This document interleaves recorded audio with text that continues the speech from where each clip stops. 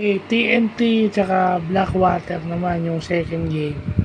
So nakita natin yung highlights, no. Lumaban yung Blackwater shot per shot, no. Yung mga players ng Blackwater offensively walang problema, no. No wonder offensively, pero ang defense nila yun ang may problema, yun at pagsasamantalahan ng TNT, no, yung rebounding, yung turnover. So ibig sabihin yung depensa din ng TNT maganda, turnovers turned into fast break layups. Yung rebound, out rebounded sila, parang kulang na kulang parang no, ibig na ito maganda yung nilalaro, no?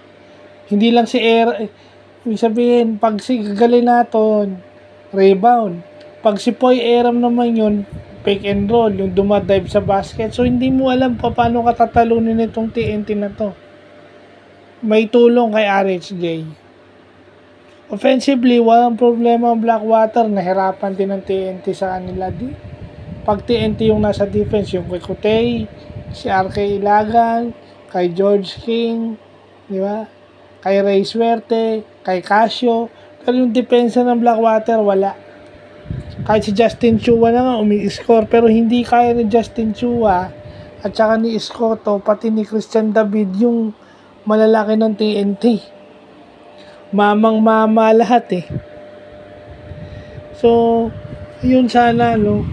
Ang basketball kasi hindi lang isang side, no. Dalawang side yan.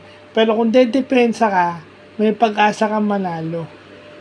Kasi kagaya nung tunayan ng TNT na kapag ka dumepensa ka, easy basket, fast break.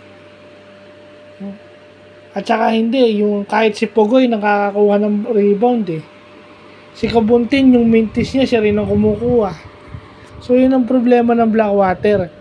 Dapat pag nagmintis yung kalaban mo, sa iyo na yung rebound. One and done dapat ang rule sa rebounding.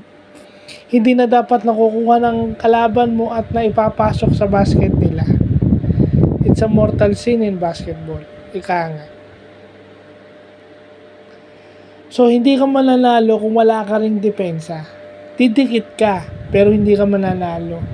93 yung binigay ng 93 yung in-score ng Blackwater, which means good offense.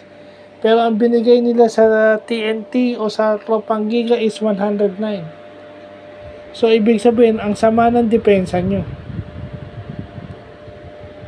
So, yun. So, yun lang pa.